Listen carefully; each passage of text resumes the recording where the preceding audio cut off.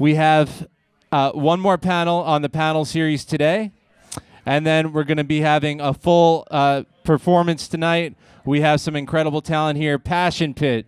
We have Five for Fighting. We have Ketch, Secor from Old Crow Medicine Show. It's going to be a great night of talent. Make sure you come and join us on the main stage outside. We also have performances on the inside stage here. And this is right in the sweet spot of what we're talking about here, the power of music for social good. And it's another powerhouse panel with people who are really doing amazing and interesting things to make this world a better place than it is right now. And I commend every single person on this panel for doing the amazing work that you're about to hear about now. So if I could please welcome to the stage our moderator, once again, Cayley Tull from Let Music Fill My World, John Ondrasik from Five for Fighting, Ketch Secor from Old Crow Medicine Show, Neil Giraldo from Benatar and Giraldo, and Mark Barden from Artists for Action and Sandy Hook Promise.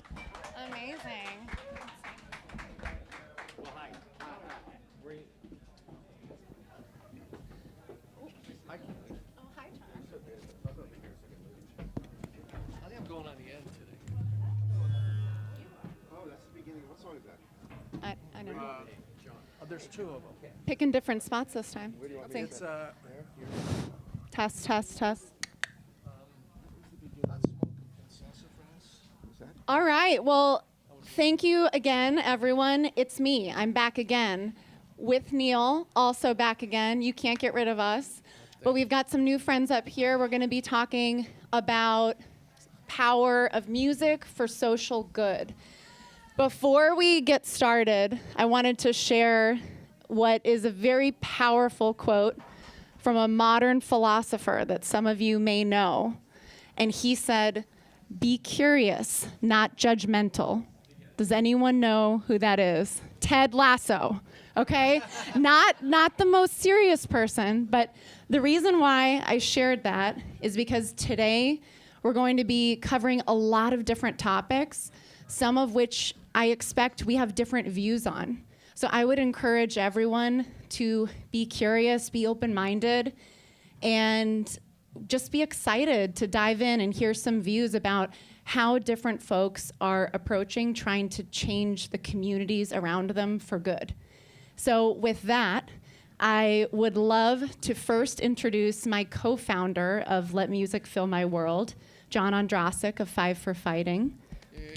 Thank you, Cayley. Thank you. Also, you're not gonna avoid this one because I did just tell you that I watched your incredible film earlier today called Louder Than Guns. We've got Ketch Secor here. You already know this guy, Neil Giraldo. Hi there. And Mark Barden. So each of you is taking a different approach to using the platforms that you have or the ones that you've made to make the world around you a better place. John, I've had the opportunity to get to know you over the last couple years. One of the things that I think we connected on pretty early was your song Superman and how that became really an anthem, almost a rallying cry after 9/11 for many of the first responders. What you know, and what some friends of mine know, is that 9/11 is what led me to pursue a career in public service. And when I joined the US government, it was because I wanted to find a way to give back. And I had the chance to do that for a long time. And I think about the song that you made, which you didn't make for that event, but it became something that people thought of that inspired them and connected them through a horrible tragedy. Can you talk a little bit about your songwriting and the way that you use lyrics to reach people from all sorts of different backgrounds, people who have different beliefs? Well, thank you, Cayley. Again, you just write songs and you never know where they're going to go. I think the couple songs people know from me, Superman and 100 Years, they're not rocket science. You know, Superman, It's Not Easy to Be Me, I think is a pretty universal feeling. It's a song I couldn't write today because in the last 30 years I found out it's pretty easy to be me compared to other folks who face real challenges. And 100 Years, you know, appreciate the moment. But, you know, Superman, again, you're right. It was just starting to become a popular song. Then 9/11 occurred. I was actually in London. And, you know, like so many, I tried to get back home, and my wife hates when I say the word try, so I got back home. And I didn't realize that many of the news organizations was using Superman to recognize the heroes who ran into those buildings. But I think what really kind of perhaps changed my course, I don't want to call it activism, just kind of writing and how music can really kind of make a bigger difference. When we played the concert for New York, it wasn't my performance, but it was watching bands like The Who, you know, got up on stage and blew the roof off Madison Square Garden, and everybody down there, you know, at Madison Square Garden that day, the 20,000 people had been down at ground zero, basically digging through the rubble. You know, kind of really unimaginable stress and pain. And that day, you saw them cry and scream and release. And I'm like, this matters more than fame, fortune, you know, hits, celebrity. It doesn't happen often, but there's moments in time where we really see how music transcends like no other medium. And Superman did that, as did other songs.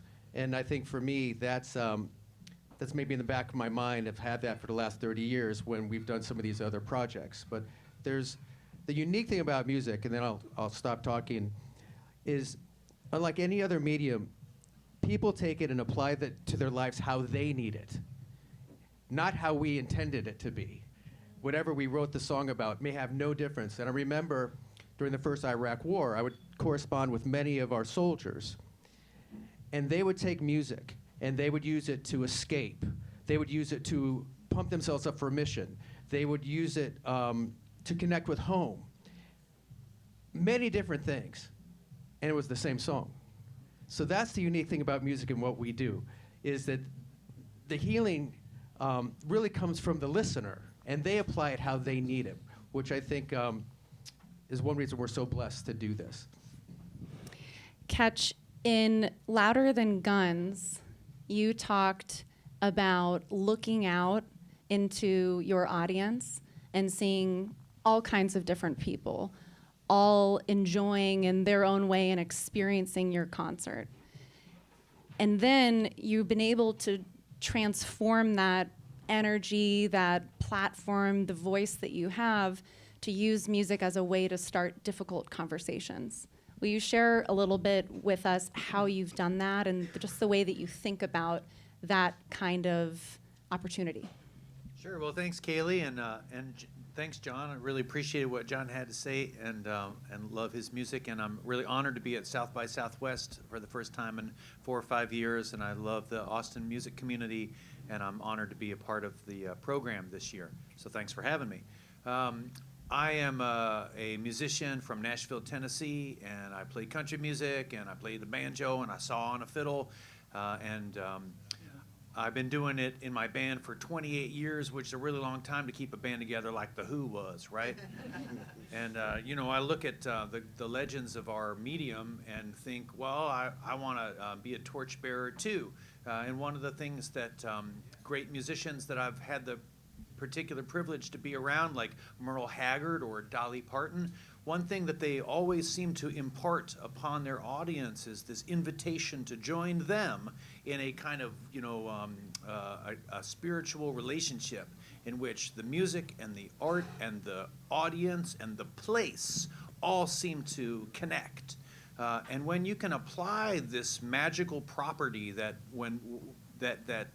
the first two ingredients are a singer and a listener, when you can apply this sort of phenomenon to a problem in society, or in the case of the need for gun reform, a social epidemic that affects everybody in the room. There's nobody here who's not touched by this tragedy that is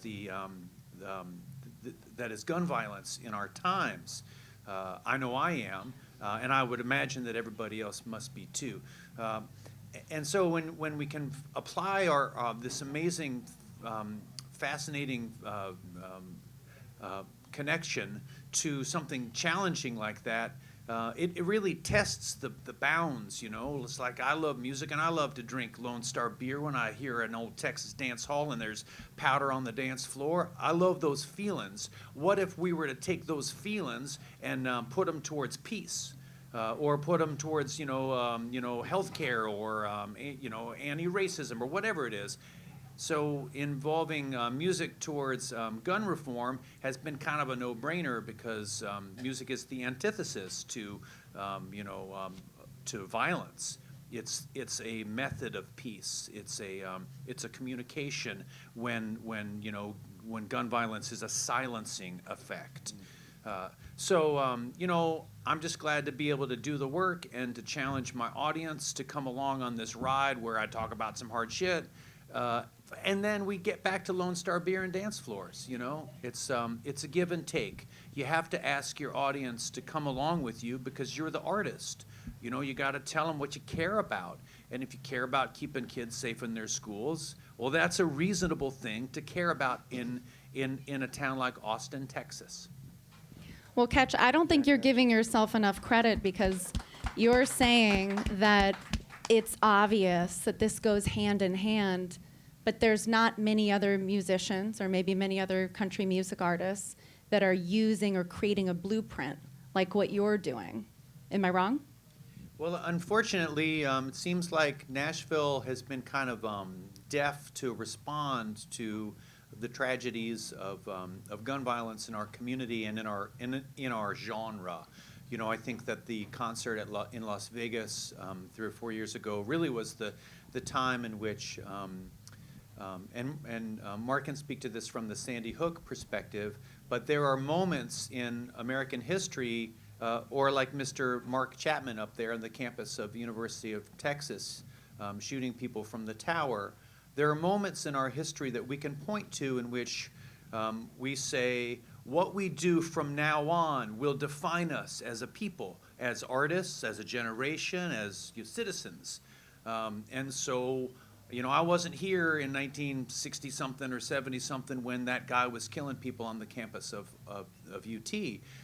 But I know that there were people in our community here in Austin who did something that was irrevocable. They took a stand. They said, never again. And so I've looked around Nashville and wondered what our never again is, and I didn't really see one. And so I thought, well, what can I do to exemplify what it'll be like, in the hopes that I could inspire somebody else, or really just kind of make it seem safe, so that somebody with a whole lot more followers and a much bigger presence on life's jumbotron might be able to act up, you know, say enough's enough. If I could show them that, hey, well, this guy that's kind of left of center anyway, and, you know, I might have some Trumpers in the audience, and I might have some, you know, Subaru drivers in the audience, but it's not like I am like, you know, a household name. But if you are a household name, you might like to say something too, because you drop your kids off at the same school that I do, and it's a school that's not safe. So if we can all agree, then who's going to stand up first? Well, I just want to stand up and invite somebody much bigger than me to stand up. So if you're here, please do that, because it's been a couple years now and I'm worn out. Well, I think you're speaking a little bit to the common ground. So Mark, you know, I want to go to you with your work with Artists for Action, Sandy Hook Promise. How do we find common ground on challenging issues like gun violence? And how do we have an incremental approach? Do we have to have an all or nothing approach? Where can we find success and common ground? Yeah, wow. That's a whole lot. There's a whole lot there. Is this on? Am I on? Yeah. It's a little quiet. Okay, I can project. Oh, there it is. So yeah, there's a whole lot there. We could talk for quite some time about that. And I promise I didn't know what the question that that Cayley was going to ask me, but I was already stitching together a lot of this commonality and common ground that has already been spoken to, even in the previous, which was awesome. If you got to see the mental health and music, it was great. There's a lot of consistency with what we're talking about now, with then that's backed up by the science and the clinical research of the healing power of music and the unifying power of music. But already, just now, I'm hearing a common thread of unity and what can we all agree on. And yeah, and more than just Austin, Ketch, everywhere, regardless of your political stripe or your ideologies, really about anything. I like to start the conversation with the commonality that we all want to protect our kids. Whether they're your kids or your family's kids or your neighborhood kids, we all want to protect our kids. We can start the conversation there rather than this divisiveness and what we don't agree on. We can all agree that we want to protect our kids, and there's so many opportunities to do that. We all want our communities to be safe, and there are so many opportunities to do that. Ketch is doing great work in his organization, bringing awareness to the fact that we need to be doing better, and we need to be coalescing around that. And now, this time in our history, more than ever, are we just exhausted with the divisiveness? I mean, do you agree? Are you exhausted with the divisiveness? Oh, yeah. I don't, doesn't matter what side of the, or whether you're political or not. Just, it's exhausting. We need to kind of reunite as humans, and we need to reconcentrate on the united part of the United States. And music is a great way to do that. We heard so many themes earlier when you were asking what's your favorite song or what brings you, and I saw you responding to the first answer, which I felt the same way. It's like, it depends. My favorite song right now is maybe not my favorite song later. But everybody has those themes of music that bring them together and to bring them peace and bring them community and all of the things that we need. So it's really important that we focus on that. We have the things we need. We have the tools that we need to get better. And that music can be a very powerful common denominator to bring people together. 100%. It just completely fits that whole theme of commonality of what we all agree on. The music, I know how cliche it is, but it's the universal language. I was sharing a story the other day about asking to fill in for the guitar player in a blues band in Shanghai, China. And the one chord's the one chord, man. It's 1-4-5. Everything is the same. The words in the language don't matter. It was all, and it was such an interesting way to tangibly personify that feeling of the common language, because they were blues songs in any language. And it was a very interesting moment, and there's a lot of truth in that. And there's also a lot of hope in that, and it's what we need right now. Neil, you have worked on a ton of different issues, whether it's social justice, music education, inspiring children, bringing about more hope in communities. Where and how have you found music to be a thread throughout that work? Yeah, well, first of all, the common thread through music is evident. I mean, it is. It's everywhere. John with Superman was a great song. Love that. And Ketch with the film and your thing you're doing is phenomenal, because guns you got to put them down, you got to bury them, because those are bad instruments. So just a little bit of context with the 9/11 is that when 9/11 happened, the radio programmers were told by the government which songs they could play, which songs they couldn't play. I had the most songs they could play and the most songs they couldn't play. So I couldn't play Hit Me With Your Best Shot, could not play All Fired Up, which we could play We Belong and Invincible. So we had the most songs for and the most songs against. So we were neutral. We were like a neutral, we were like Switzerland or something. We were okay, nobody's gonna get us for that. And that day when it happened, everything was canceling. Nobody was performing. So I'm just bringing this up because you guys were mentioning this. Our agent said, if you feel like you want to play, do it. And all the people really wanted that. This is where the common thread happens. They wanted to all be part of the healing of what was going on in the undecided, what is the world what's happening to our country, right? And we played, and it was really, really difficult. It was in Southern California, no, it was Northern California, and it was an outdoor venue. And these people, they were crying, they were smiling. I mean, it was really powerful, very, very powerful. And I really felt the energy of what music really can do in that frame. Another thing, I wrote a song called "Hell's for Children," and it was from a news article in the New York Times, and it was called "Hell's for Children." And it was about child abuse. And everybody thought that we were victims of child abuse. We weren't. We just wrote about it, like as a journalist, right, and made a song.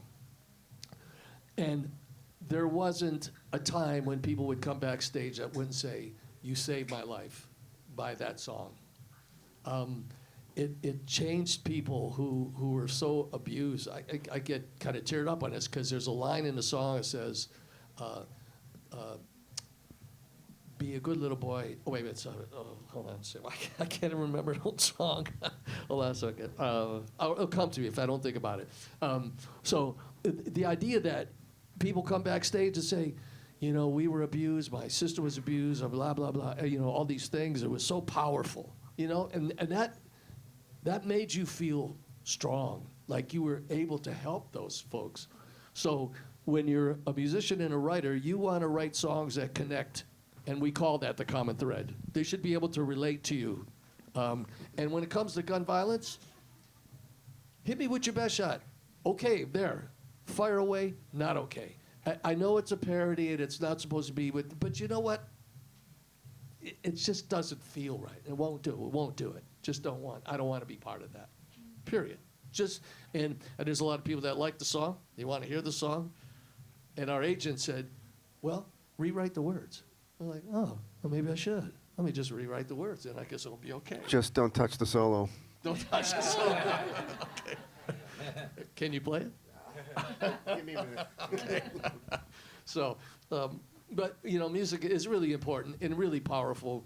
The reason I'm so involved in this organization is because growing up, it was really difficult for me. I had a huge amount of neuroses in my life. I had depression.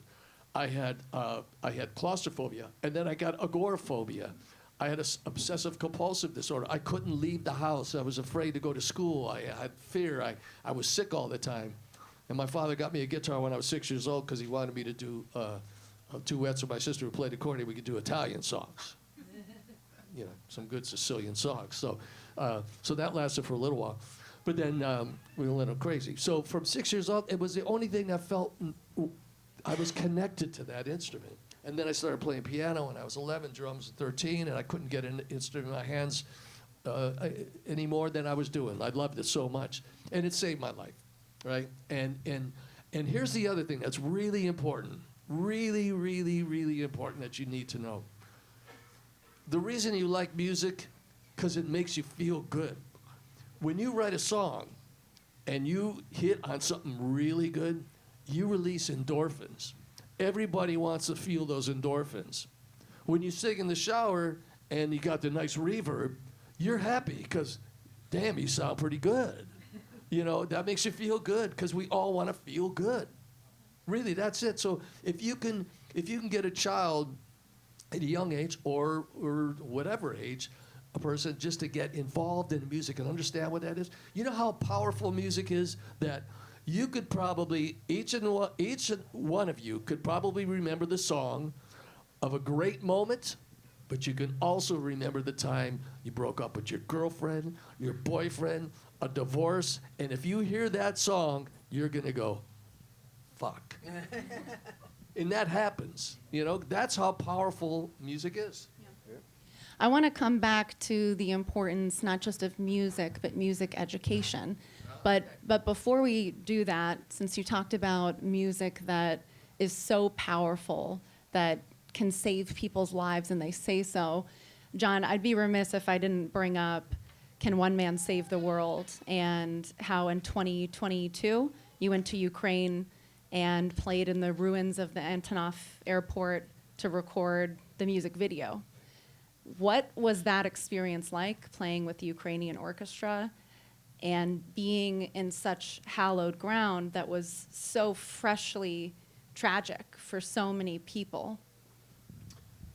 Yeah, I mean, of course, first of all, it's scary to be in a war zone. But I think you feel every emotion. You know, you're frustrated, you're angry, how could this be happening? But then you see the inspiration of these people. One of my favorite parts was, you know, of course I couldn't speak the language, so we had an interpreter. And again, we were in this kind of blown up airport with the symbol of Ukrainian independence, which is actually an airplane called the Maria that Putin had destroyed in the first couple of weeks of the war. So we're in front of this blown up plane of their kind of independence and jet fuel and other things I won't mention laying around. And I was talking to the lead violin player, who was kind of the lead of the orchestra. And I wasn't talking to her because she didn't speak English, but we kind of were able to communicate a little bit. And this little kind of 4'6", 72-year-old woman started teaching me curse words and how to curse Putin in Ukrainian. And I'm like, you guys are going to be just fine. But again, I think it's just another example of the universal nature of music. I remember we were recording the song and playing the song, and some generals came over, and they were kind of the folks who allowed us to be there, and we started playing, and everybody was just crying, and I was crying, and everyone was crying, and it took me a little while to realize that an hour or two, that they didn't even know the words. But the universal nature of, here's this guy from halfway around the world sitting here in this place, and they're, you know, literally fighting for their survival, singing and sharing music. It was, again, I wish everybody could feel it. I wish everybody could have sat there and felt what I feel. Just this kind of strength in numbers and in music, and we've talked about it. We keep talking about it. There's nothing like this kind of universal connection of music. And then when you do things like that, and you film it, and you debut it on Good Morning America for the world to see, it puts the spotlight on important things. That's what I think, you know, my kind of work has been the last few years. And I've done some things that are somewhat controversial.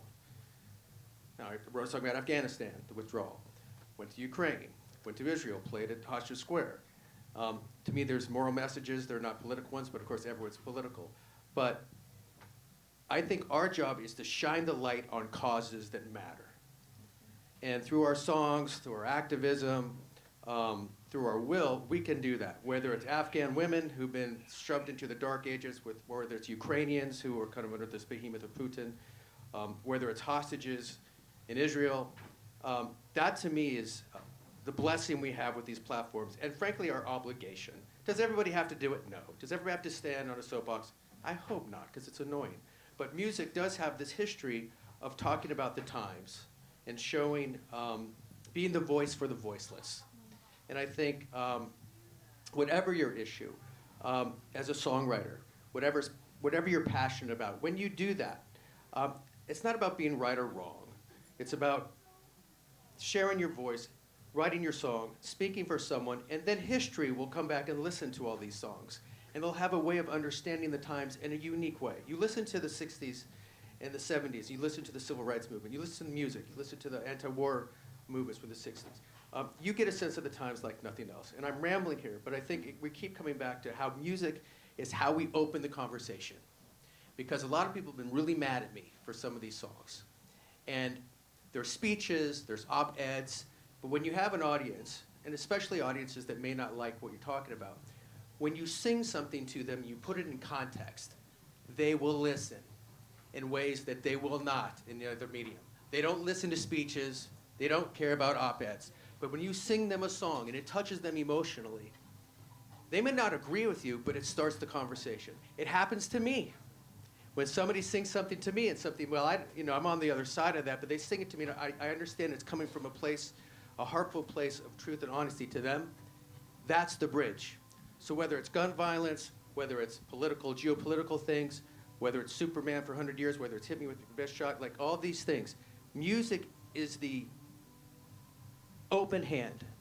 And I think that's what we need to learn, and also have humility to understand that not everyone's going to agree with us. We're not always right. But that really doesn't matter. It's the open hand to the discussion. And the discussion is what we need in this country more than anything else. Right on. And another part of what you said, I think, is a great takeaway for each of us, which is that everyone can do something. You all are talking about using the platforms that you have, using the organizations that you have, your voices. And my grandmother always used to say, it doesn't matter how much you give, but you can give something. And she wasn't talking about money. She was talking about just anything that you have. There's always something that you can contribute.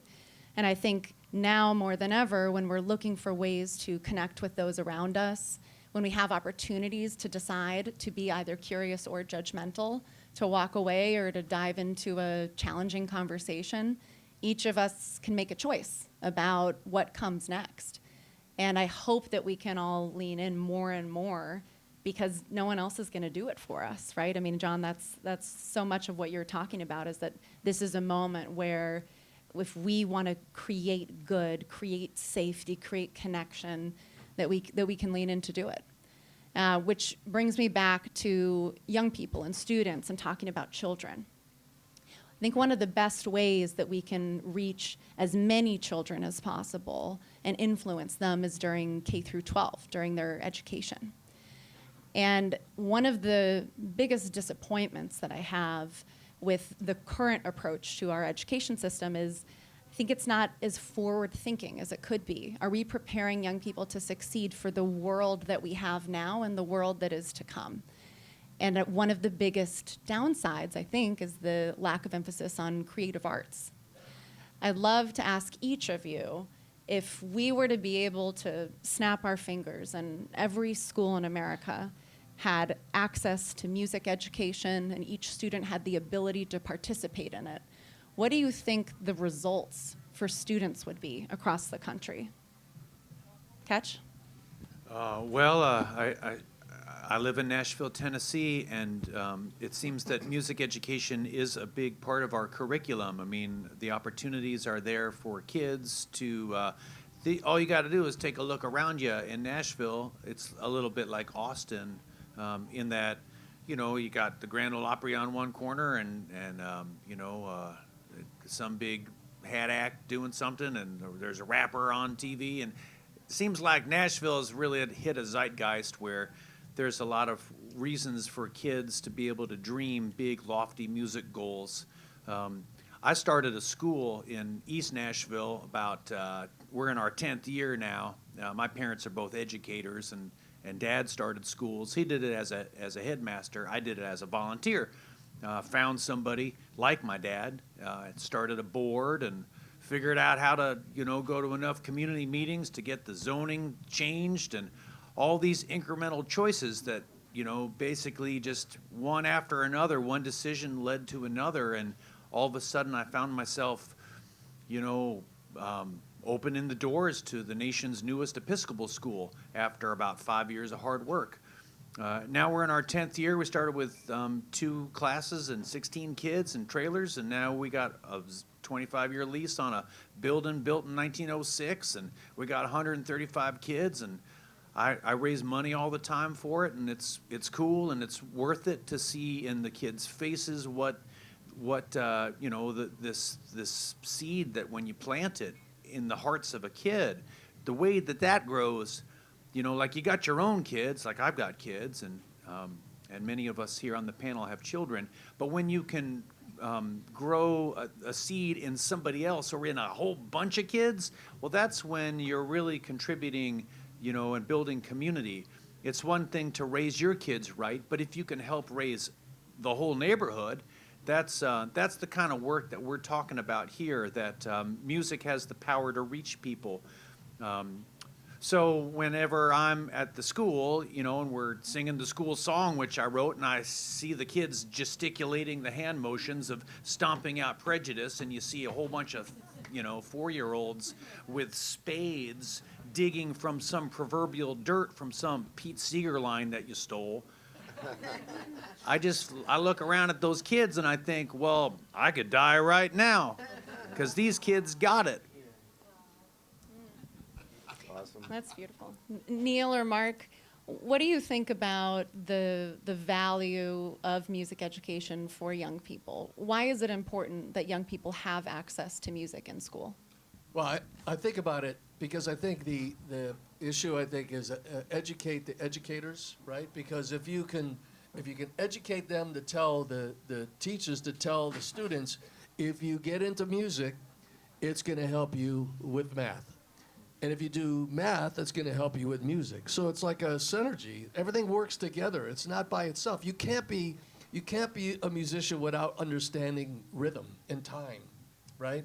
And there's a lot of, if you get the teachers to teach it in a great way where it's fun, because it got to be fun. If you're a kid, you got to have fun. Again, it all comes down to how good you feel. If you can make them feel good, right, it works. And I think it makes them, their self-esteem gets up. They feel better about themselves, because that's really what's going to drag them out of depression. Because depression is just run away, is that darkness that you can't get yourself, climb yourself out of, because there's nothing that's going to make you feel good inside your hurt, right? And music gives you life, right? So I think that's important. Educate the educator so everybody understands. You know, the headmaster to say, okay, teachers, faculty, this is how this works. Give the child an instrument. We'll teach him music. He'll be better. She'll be better at everything. Everything will be great. They'll feel better about themselves, right? I did think of that line from the song, by the way. Go for it. Be a good little boy, and you'll get a new toy. Tell grandma you fell off the swing.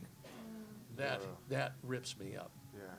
That's child abuse, which I really hate that it happens. That is on the top of my list of anything, because I just, the innocence of a child, and that goes with music too. Innocence of a child is something that you hope they can retain for the rest of their life. And I think as a musician and as a songwriter, every time I go on stage, I'm sure you feel this as well. You feel like a kid. I mean, I feel like a teenager. I get up there, I go, damn, this is fun. I wish everybody could do this.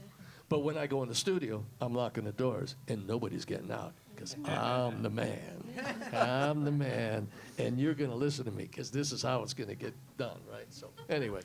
Well, I think the power of lyrics, right, and how it actually really speaks to what you said before, which is sometimes people don't even remember what you say, but they remember how you made them feel. And so if those lyrics Exactly. Well, make that's someone what John was feel saying, which is a really certain important. way, right? You write Different a song, language. You write a song about one thing, but the way it feels and interprets by another person is totally different. That's what's super cool about it. That's why they live forever, right?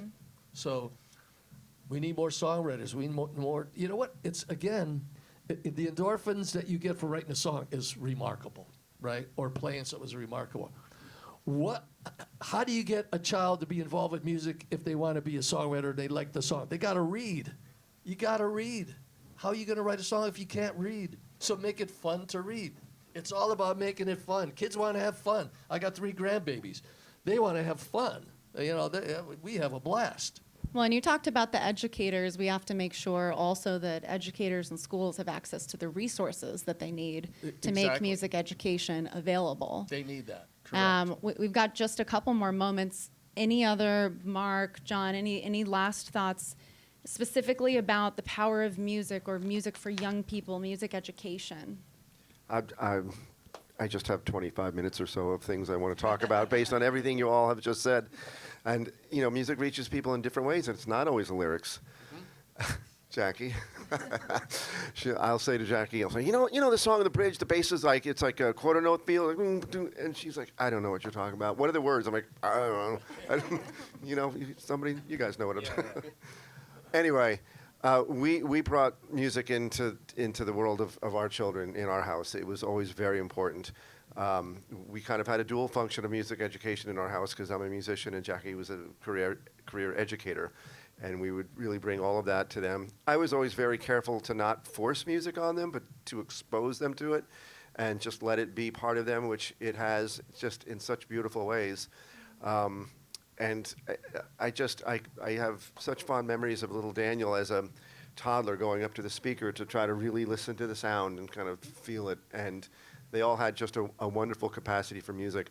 The clinical data is there, the anecdotal evidence is there that it helps with everything, and then that in turn helps with the music. And you said earlier today on the bus, which I will be thinking about, can you imagine if you went into your child's school and they said, well, our funding has been cut, we're going to have to cut math out of their curriculum. Like, that's just not going to happen. And music should be parody. It should be just as important. The evidence is there. We need to change the narrative and educate folks about how important that is to our development as humans, and just let music fill our world. I love that. Well, we don't teach kids math to create more mathematicians. And so we don't need to think about music in that way. We think about the ways that we help young people learn and what that does for them to become better humans. Okay, John, final thoughts, final comments as we wrap up. Go to letmusicfillmyworld.com and enter the Music Matters Challenge. What it's about is making sure every school in America has a music teacher. We've already done it twice. We have a school in Chicago that we started, Let Music Fill My World, a song that was written by Chicago inner city school students, have a full-time music teacher now, and that school is a bright light. Yeah. We have a new one coming in Los Angeles. If you're an artist, enter the Music Matters Challenge. If you're not an artist, definitely enter the Music Matters Challenge, because this is about real people. Tell a story about someone that mattered to you. You can win a lot of money, but again, this whole thing, micro is putting individual music teachers in schools, which we're doing, but macro is making sure every school, by the time we're done, has a music teacher, and we're not going to stop till we're done because of this woman right here. Cayley, Tull. Thank you very much. Well, thanks, John. And thank you all so much for the courage and the leadership that each of you are showing in your realms, and then for opening that up so that others can come in, learn from you, connect with you. And thank you, everyone, for your time and your attention. And please ask us any questions that you have after this. We would love to learn more about what interests you. Thank you.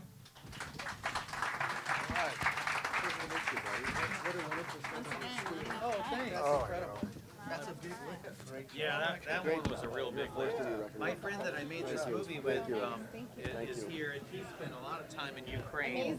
I'd love to introduce you to him if you get a chance. It's like I can barely go on after you. A picture of all you guys. Are you of Ukrainian descent? I'm not. Well, all right.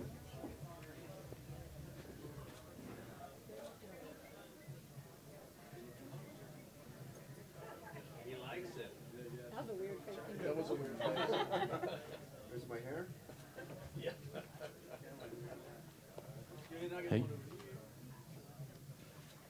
Give it up for our panelists one more time. The power of music for social good. Please feel free to stick around. We're about to have an industry mixer. We want everybody to mingle. We're going to show some videos. We're going to have a good time with our friends from Iceland Music as well. And look forward to hanging out with you.